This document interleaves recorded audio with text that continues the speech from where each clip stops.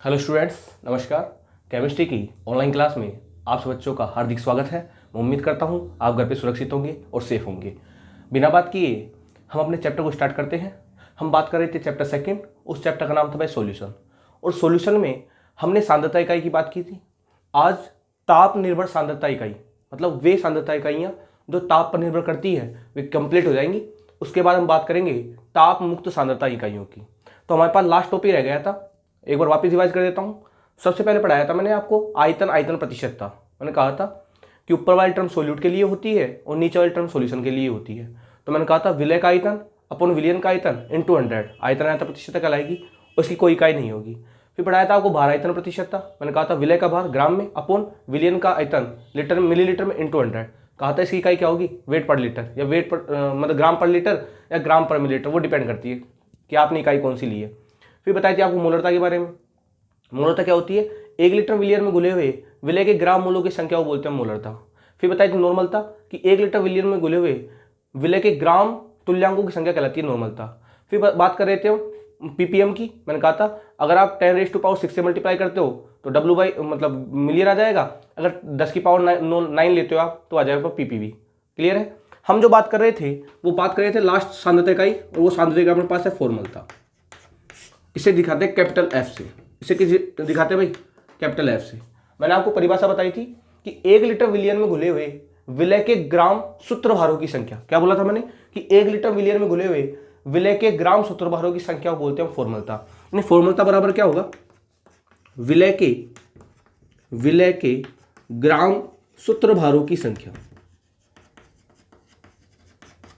Divide by विलियन का आयतन, किस में लोगे भाई, लीटर।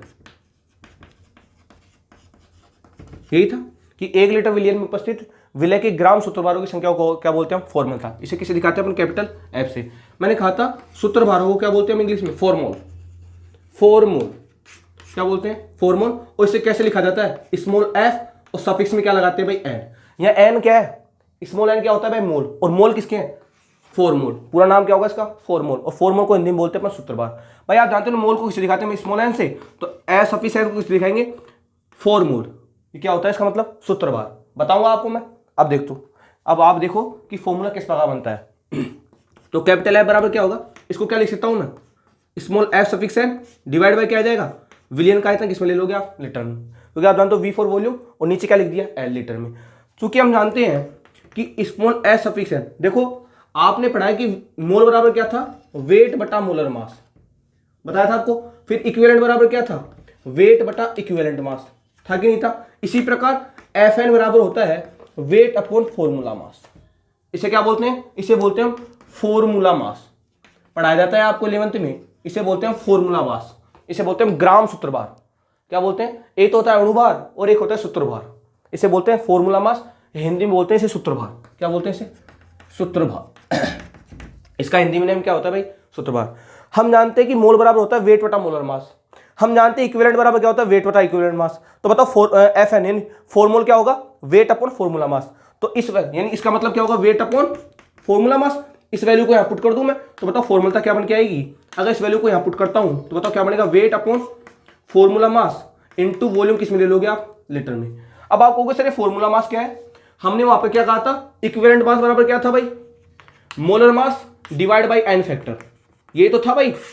यहां पर ऐसा कुछ नहीं होगा, ये वैल्यू आपको एग्जाम में दी जाती है, या तो दी जाती है या आप तरीके से निकाल भी सकते हो। मैक्सिमम केसों में ये वैल्यू एग्जाम में दी जाती है।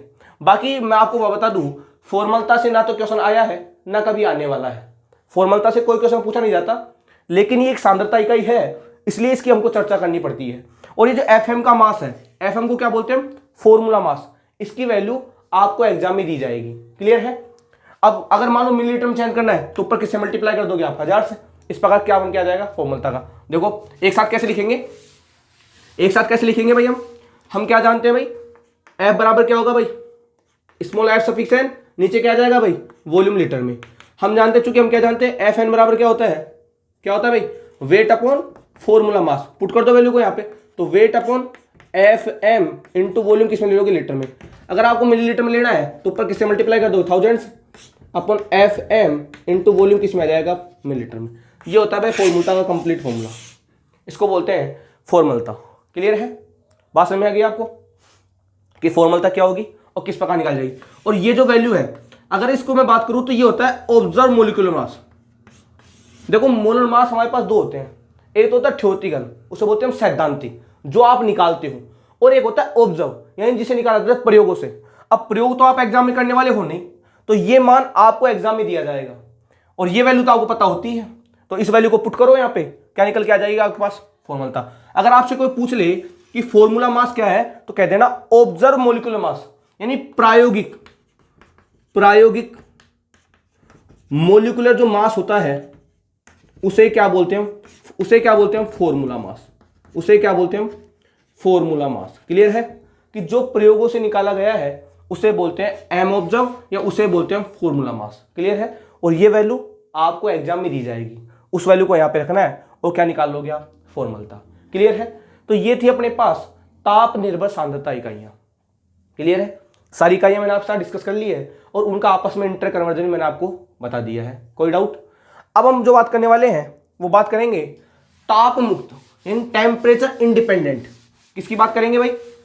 अब जो बात करने वाले हैं वो करेंगे टेम्परेचर इंडिपेंडेंट कंसंट्रेशन टर्म, यानी हिंदी में लिखे तो ताप मुक्त सांद्रता इकाइयां। अब किसकी बात करने वाले हैं कि ऐसी सांद्रता इकाइयां जो ताप पर डिपेंड नहीं करती, ऐसी सांद्रता इकाइयां जो ताप पर निर्भर नहीं करती।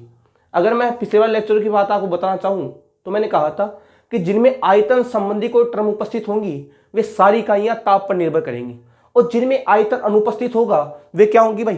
Temperature independent. इसका मतलब यह है कि इन ताप मुक्त सांद्रता इकाइयों में वे सांद्रता इकाइयां आएंगी जिनमें आयतन संबंधी कोई भी टर्म उपस्थित नहीं होगी, क्योंकि अगर आयतन उपस्थित हो गया तो हमारा चार्ल्स नियम क्या कहता है कि वॉल्यूम डायरेक्ट प्रोपोर्शन किसके होता है भाई? टेम्परेचर, यानी आयतन तापमान के सीधा समानुपाती होता है। अगर आप तापमान बढ़ाओगे तो वॉल्यूम भी क्या हो जाएगा? बढ़ जाएगा। इसलिए मैं कहता हूं जहां पर वॉल्यूम आता है वे सारी टर्म कौन सी होती है भाई? Temperature dependent. तो अगर ये ताप मुक्त है तो शायद इन इकाइयों में कोई आयतन संबंधी टर्म उपस्थित नहीं होगी। और इसमें टोटल कितनी इकाइयां बताई थी मैंने आपको? 4। कौन कौन सी थी? एक तो अपने पास क्या था? Percentage W/W। सुनो ध्यान से, W/V और V/V, ये दोनों किसमें आती है? देखो यहां भी V है और यहां भी V है, ये दोनों कौन सी होती है? ताप निर्भर। देखो यहां पे ऊपर भी W है, नीचे भी W है। बताओ कोई आयतन है क्या? अगर आयतन नहीं होगा तो बताओ ताप मुक्त सांद्रता इकाई होगी कि नहीं होगी? मतलब ये जो इकाई है बताओ टेम्परेचर इंडिपेंडेंट होगी कि नहीं होगी? जबकि यहां पर भी वॉल्यूम था और यहां पर भी वॉल्यूम था, और इनको हम कहां पढ़ के आए हैं? टेम्परेचर डिपेंडेंट कंसंट्रेशन टर्म में। ठीक है? एक तो अपने पास ये होती है परसेंटेज W/W, एक अपने पास क्या होती है? मोललिटी, इसको हिंदी में क्या बोलते हैं? मोललता। इंपॉर्टेंट टर्म है भाई ये। एक अपने पास क्या होती है भाई? मोल फ्रैक्शन, हिंदी में बोलते हैं इसको मोल भिन्न, ये भी अपने आप में इंपॉर्टेंट है। और एक अपने पास होगी ppm, W/W या ppv, W/W। ठीक है? ये टोटल 4 टर्म ही पढ़नी है हमको यहाँ पर। एक तो परसेंटेज W/W, एक मोललिटी यानी मोललता, एक पढ़ेंगे मोल फ्रैक्शन है मोल भिन्न, एक पढ़ेंगे पार्ट्स पर मिलियन W/W का या पार्ट्स पर बिलियन W/W का। और यहाँ पे W/W क्यों लेंगे? ना तो मैं यहाँ पे W/V ले सकता हूँ, ना ही V/V, क्योंकि इन दोनों में क्या होता है? आयतन। और जहां पर आयतन होता है वे सारी टर्म कौन सी होती है भाई? Temperature dependent. पता है आपको चीज का? अब मैं एक एक टॉपिक को डिस्कस कर रहा हूं बारी बारी से, देखो ध्यान से। सबसे पहले किसको ले रहे हैं हम? Percentage W/W। इसको हिंदी में बोलते हैं भार। देखो ऊपर भी वेट है, नीचे वेट है, तो भार प्रतिशतता। इसे क्या बोलते हैं हम? भार प्रतिशतता। पहली टर्म कौन सी है अपने पास? वेट बाय वेट, इसे बोलते हैं भार प्रतिशतता। पहली बात कहने की आवश्यकता नहीं है, ऊपर भी वेट है नीचे भी वेट है, तो यहां पर आयतन क्या है? अनुपस्थित। अगर यहां पर आयतन अनुपस्थित है तो ये जो इकाई है बताओ ताप मुक्त सांद्रता इकाई होगी कि नहीं होगी? उसमें तो पढ़ रहे हैं हम कि यहां पर ऊपर भी वेट है नीचे भी वेट है, यहां पर कोई आयतन संबंधी टर्म उपस्थित नहीं है, अतः जो भार प्रतिशतता है एक ताप मुक्त सांद्रता इकाई होगी। क्लियर है ये बात? चलो भाई, लिखने की आवश्यकता तो है नहीं। मैंने आपसे कहा था कि जो ऊपर वाली टर्म है वो हमेशा किसके लिए यूज होती है भाई? विलय के लिए, यानी किसके लिए यूज होगी? सोल्यूट के लिए। कही थी मैंने आपसे बात। और जो नीचे वाली टर्म होती है वो किसके लिए यूज होती है भाई, सॉल्यूशन, यानी मैं कहूंगा किसके लिए यूज होती है भाई, विलियन के लिए, केवल एक केस को छोड़कर, वो केस इसमें आएगा। ठीक है, मैंने कहा था ऊपर वाली टर्म जो है वो सोल्यूट के लिए यूज होती है और नीचे वाली टर्म किसके लिए यूज होती है भाई, सॉल्यूशन के लिए। और आपने देखा है कि जब मैंने आपको W/V पढ़ाया था और जब मैंने आपको V/V पढ़ाया था तो मैंने क्या लिखा था, wait of solute divide by volume of solution. यहां पे क्या था, volume of solute divide by volume of solution. अब यहां पर क्या है, W/W मतलब वेट ऑफ सोल्यूट यानी विलय का भार ग्राम में, और नीचे किसका, नीचे क्या है, अब आयतन नहीं होगा, यहां पे है W और W का मतलब होता है वेट, यानी मैं यहां पर लूंगा विलियन का भार, क्योंकि नीचे वाली टर्म किसके लिए यूज होती है, विलियन के लिए, ऊपर वाली टर्म किसके लिए यूज होती है, विलय के लिए। तो ये तो विलय का भार हो जाएगा और ये किसका भार हो जाएगा, विलियन का भार, इनटू किससे कर देंगे 100। बताओ भार बार प्रतिशत आएगी नहीं आएगी, क्लियर है। देखो किस प्रकार लिखेंगे, यानी परसेंटेज W/W क्या होगा, देखो ऊपर वाली टर्म विलय के लिए है तो लिखेंगे विलय का भार, क्या लिखेंगे, विलय का भार, किसमें लोगे भार, ग्राम, डिवाइड बाई, लगा लेंगे डिवाइड, नीचे भी क्या है W और नीचे वाली टर्म किस लिए यूज होती है, विलियन के लिए, तो विलियन का भार वो भी किसमें लोगे आप, ग्राम, और मल्टीप्लाई किससे कर दोगे 100 से। यही तो होगा, मैंने कहा था ऊपर वाली जो इकाई है वो सोल्यूट के लिए यूज होती है, नीचे वाली जो इकाई है वो सॉल्यूशन के लिए यूज होती है। ऊपर भी वेट है तो ग्राम ले लूंगा, नीचे भी वेट है तो क्या ले लेंगे ग्राम, और अगर प्रतिशत है भाई यहाँ पे परसेंटेज है और परसेंटेज को किससे मल्टीप्लाई करते हैं हम 100 से। जैसे मैंने कहा था अगर मान लो यहाँ पर मैं PPM ले लेता तो यहाँ पे क्या लिख लेता मैं 10⁻6, ये तो करता, लेकिन मैं परसेंटेज लिख रहा हूँ तो मेरे को ये लिखने की आवश्यकता नहीं है, क्लियर है। अब मैं बात करूँ इसकी यूनिट की, तो आप बताइए मुझे इसकी क्या इकाई होगी, क्या मैं कहूँगा ये तो होगा यूनिट लेस, क्या होगा भाई, यूनिट लेस, मैं कहूँगा ये होगा इकाई रहित।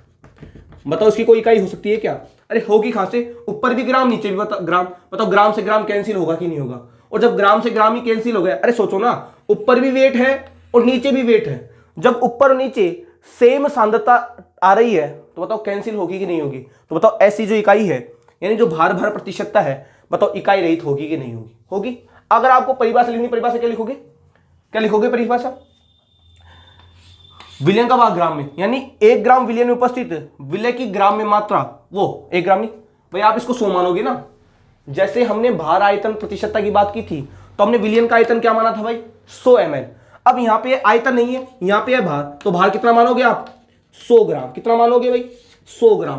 तो परिभाषा क्या होगी, 100 ग्राम विलयन में उपस्थित विलय की ग्राम में मात्रा क्या कहलाती है, भार भार प्रतिशतता। परिभाषा क्या होगी, परिभाषा क्या होगी, देखो ध्यान से, विलयन का भार क्या मानोगे आप 100 ग्राम, तो 100 ग्राम विलयन में उपस्थित विलय की ग्राम में मात्रा कोमा क्या कहलाती है, परसेंटेज W/W कहलाती है। कोई डाउट यहां तक आपको, क्योंकि हमने वहां पर तो लिया था आयतन, तो हमने आयतन कितना माना 100 ml, लेकिन मैं यहां ले रहा हूं भार, तो भार को तो आप ग्राम में लोगे, तो क्या बोलोगे 100 ग्राम विलयन में उपस्थित विलय की ग्राम में मात्रा ही क्या कहलाती है भाई, भार भार प्रतिशतता। और इसकी कोई इकाई नहीं होती, क्योंकि ऊपर भी वेट है नीचे भी वेट है, और वेट से वेट क्या हो जाएगा कैंसिल, और जब वेट से वेट कैंसिल हो जाएगा तो बताओ ये यूनिट लेस होगा कि नहीं होगा। तो बताओ क्या भार भार प्रतिशतता की कोई यूनिट होगी क्या, हम कह देंगे ये क्या होगा भाई यूनिट लेस, क्या होगा भाई ये यूनिट लेस, क्लियर है। अरे ये तो पहले पढ़ाया हुआ है ना, बस चैन कौन होगा, नीचे वाला। और मैंने कहा था ऊपर वाली टर्म होती विलय के लिए और नीचे वाली टर्म होती विलयन के लिए, तो ऊपर तो आ जाएगा विलय का भार, नीचे आ जाएगा विलयन का भार, ऊपर भी ग्राम में नीचे भी ग्राम, तो ग्राम से ग्राम कैंसिल, यूनिट लेस हो गया, मल्टीप्लाई किससे कर दो 100 से। और मैंने कहा था कि नीचे वाले टर्म का अगर आयतन लेते हो तो 100 मानोगे, अगर भार लोगे तो भी 100 मानोगे, तो 100 ग्राम विलयन में उपस्थित विलय की ग्राम में मात्रा क्या कहलाएगी भाई, भार भार प्रतिशतता। कोई डाउट है आपको यहाँ तक, शायद यहाँ तक आपको कोई डाउट नहीं होगा। अब मैं इसका बताता हूँ आपको इंटर कन्वर्जन, यानी अपन क्या सीखेंगे हम नेक्स्ट में, सुनो ध्यान से, क्योंकि मैंने कहा था अपन एक एक सांद्रता का पढ़ते चले जाएंगे और उनका आपस में क्या पढ़ेंगे भाई हम, इंटर कन्वर्जन। देखो ध्यान से आपस में इंटर कन्वर्जन किस प्रकार होगा,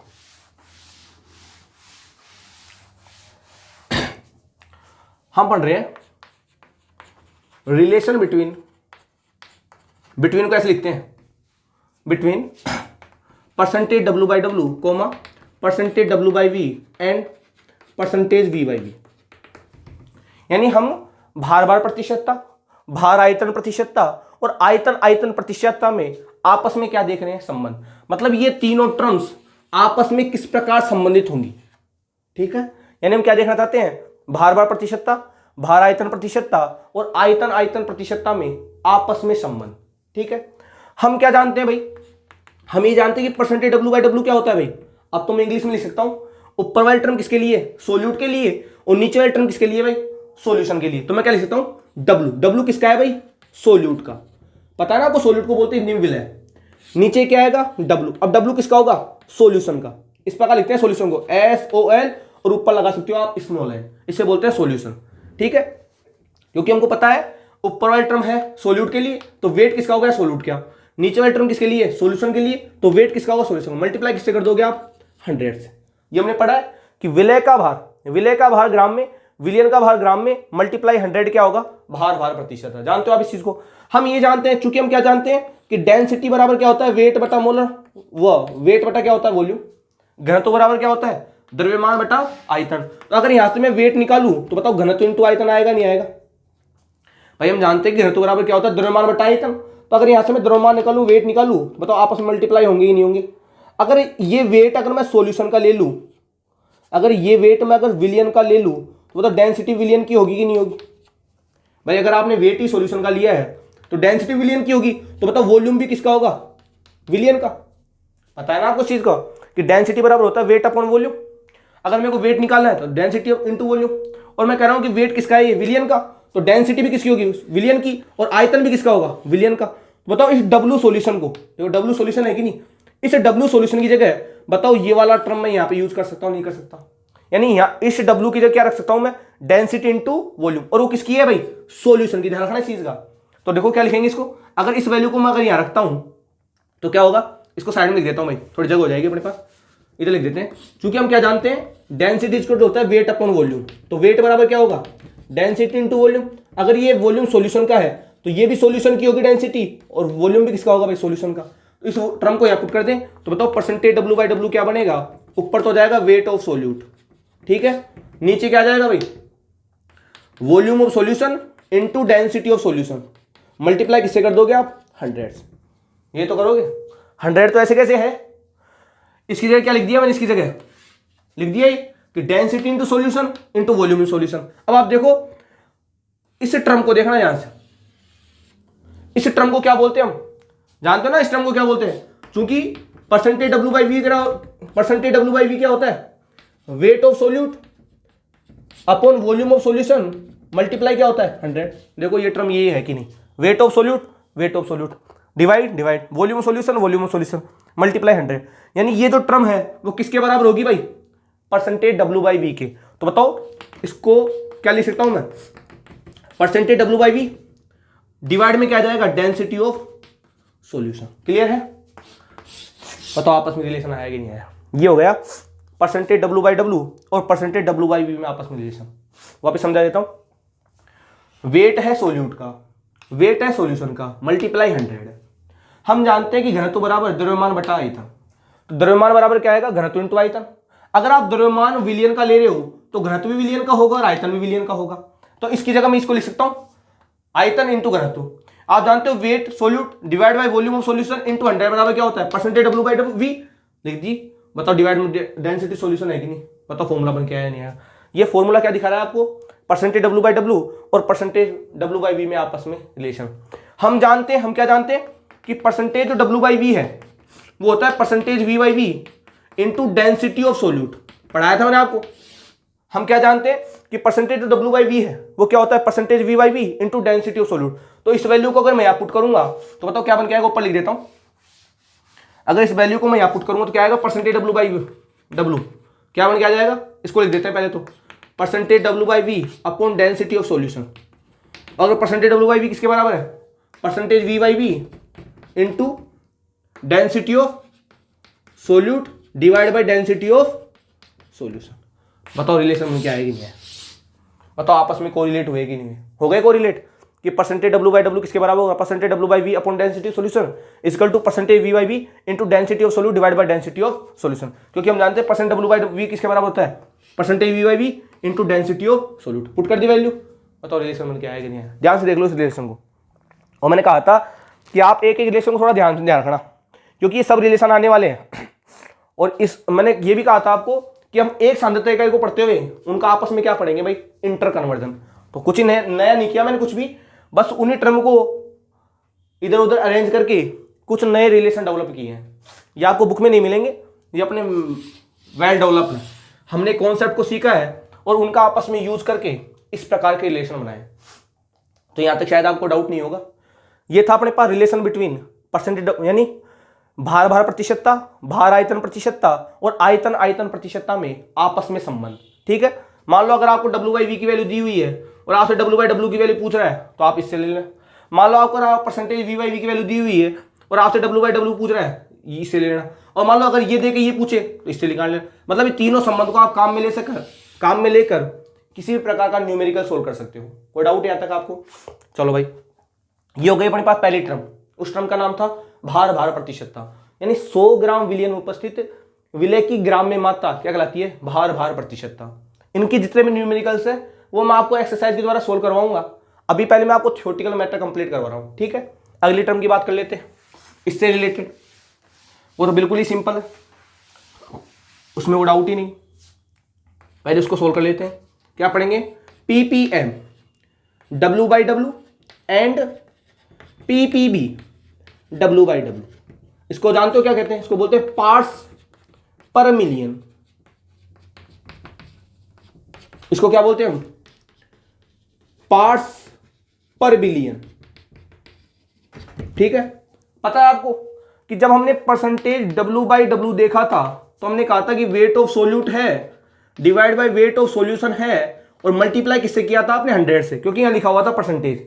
अब लिख रहे हो आप PPM, और PPM का मतलब क्या होगा, यहां किससे मल्टीप्लाई कर दोगे, 10⁻6 से। और यहां PPB है तो किससे मल्टीप्लाई कर दोगे, 10⁻9 से। तो बना दो फॉर्मूला, स्पेशल फॉर्मूला तो यहां है नहीं, तो मैं लिख देता हूं PPM W/W इक्वल टू क्या होगा भाई, विलय का भार। विलय का भार किसमें लोगे भाई, ग्राम, डिवाइड भाई विलियन का भार। विलियन का भार भी किसमें लोगे, ग्राम में, और मल्टीप्लाई किससे कर दो, 10⁻6। बताओ इसकी कोई यूनिट होगी क्या, नहीं होगी, क्योंकि W से W कैंसिल हो जाएगा। तो मैं कहूंगा ये क्या होगा भाई, यूनिट लेस। क्या होगा ये, इकाई रहित, इसकी कोई इकाई नहीं होगी। और टेम्परेचर इंडिपेंडेंट होगी कि नहीं होगी, क्योंकि ना तो इसमें ऊपर आयतन है ना को नीचे आयतन है, यानी यहां पर कोई आयतन सम्मिलित टर्म उपस्थित नहीं है। अतः ये क्या होगी, टेम्परेचर इंडिपेंडेंट कंसंट्रेशन टर्म, यानी ये होगी ताप मुक्त सांद्रता इकाई। दूसरा क्या बन सकता है, PPB W/W। इसका फॉर्मूला क्या होगा भाई,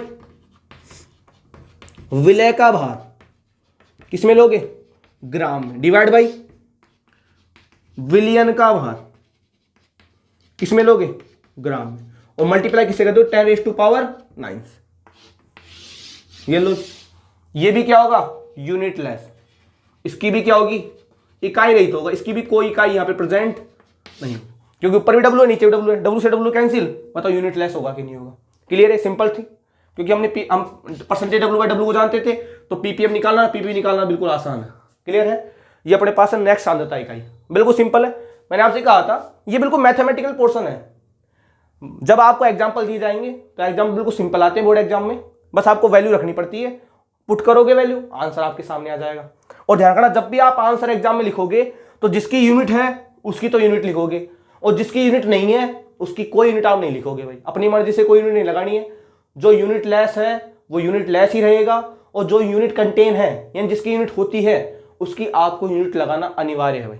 आप जानते हो मात्रक का फिजिक्स में भी और केमिस्ट्री में अपने आप में बड़ा योगदान होता है। फिजिक्स में क्या होता है, अगर आपने न्यूमेरिकल सोल्व कर दिया, फिजिक्स में कहते हो ना कि सर हमारे फिजिक्स में नंबर नहीं आते, नंबर कहां से आएंगे, आपने न्यूमेरिकल सोल्व कर दिया, और न्यूमेरिकल सोल्व करने के बाद अगर आपने उस इकाई का मात्रक नहीं लगाया तो आपको पूरे नंबर नहीं मिलेंगे भाई। जब भी आपके पास न्यूमेरिकल सोल्व आता है करते हो आप, और अगर उसकी कोई इकाई है तो आपको इकाई लगाना बिल्कुल आवश्यक होता है। बिना इकाई के, मैंने कहा था बिना इकाई के जो मापन है वो अर्थपूर्ण नहीं होता। पढ़ाया जाता है आपको 11वीं केमिस्ट्री में कि कोई भी भौतिक राशि बिना इकाई के महत्वपूर्ण नहीं होती। ऐसे समझ लो आप, मैंने कहा कि व्यक्ति का वजन, सुनो आपको पता लग जाएगा कि इकाई की अपने आप में कितनी महत्वपूर्ण भूमिका है। मैंने कहा किसी व्यक्ति का वजन 3.5 है, मैंने कहा किसी व्यक्ति का वजन यानी उस व्यक्ति का जो वेट है वो 3.5 है, तो आपको कुछ जानकारी होगी क्या इसमें कि 3.5 क्या है, किलो है, 10 किलो है, 20 किलो क्या है। लेकिन मैंने कहा कि मान लो किसी व्यक्ति का वजन 3.5 किलोग्राम है, तो आपको पता लग गया कि वो किसकी बात कर रहा है। 3.5 यानी आप कहोगे उस व्यक्ति का वजन 3.5 किलो है, यानी 3.5 ग्राम, ये समझोगे आप। अगर मान लो मैं किलोग्राम नहीं लगाता तो किलोग्राम ग्राम क्या है, यूनिट तो है। तो बताओ आपको कुछ जानकारी होती क्या। मैंने कहा इस दीवार की लंबाई 3.5 है। अब वो फीट है, इंच है, मीटर है, सेंटीमीटर है, मिलीमीटर है, क्या है, जब तक इसके आगे आप इकाई नहीं लगाओगे, जो मापन आपको दिया गया है, बताओ वो क्या अर्थपूर्ण होगा, क्या नहीं होगा। उसके बारे में ज्यादा कुछ जानकारी आप बता नहीं सकते। इसलिए कहा जाता है कि जब भी कोई भौतिक राशि दी जाती है तो उसके साथ इकाई की अपने आप में महत्वपूर्ण भूमिका होती है। बिना इकाई के जो मापन है वो अर्थपूर्ण नहीं होता। और ये बात पढ़ाई जाती है आपको 11th में, चैप्टर फर्स्ट। उस चैप्टर का नाम होता है some basic concept of chemistry, यानी रसायन विज्ञान की कुछ मूलभूत अवधारणाएं। मुझे उन चीजों में नहीं जाना, मैं तो बात कर रहा हूं यहां पर कि जिसकी यूनिट है उसकी यूनिट आप लिखोगे और जिसकी यूनिट नहीं है उसकी यूनिट आप नहीं लिखोगे भाई। क्लियर है? चलो भाई, तो ये अपने पास थी नेक्स्ट सांद्रता इकाई। अब जो हम बात करने वाले हैं वो बात करेंगे, अपने आप में इंपॉर्टेंट है वो, और वो अपने पास है मोललता। वो क्या है भाई? मोललता। इंग्लिश में बोलते हैं इसको मोललिटी।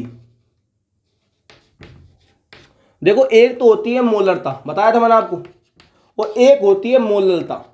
ये दोनों अलग अलग है भाई। इसे दिखाते हो आप कैपिटल एम से, इसे दिखाते हो आप स्मॉल एम से। ये टेम्परेचर डिपेंडेंट है भाई, और ये क्या होती है? Temperature independent. दोनों अलग अलग है। विद्यार्थियों को कंफ्यूजन यही हो जाता है, वो मोलरता को मोललता समझ लेते हैं, मोललता को मोलरता समझ लेते हैं। मोललता अलग है और मोलरता अलग है। मोलरता को हम पढ़ के आए हैं ताप निर्भर सांद्रता इकाई में, और मोलरता को कहां पढ़ेंगे हम? ताप मुक्त सांद्रता इकाई में। उसे दिखाया था हमने कैपिटल एम से, इसे दिखाएंगे हम स्मॉल एम से। क्लियर है? और परिभाषा में कुछ अंतर होगा, देखेंगे। सबसे पहली बात कि मोलरता है क्या, उससे पहले मैं आपको बता दूं कि ये क्या है।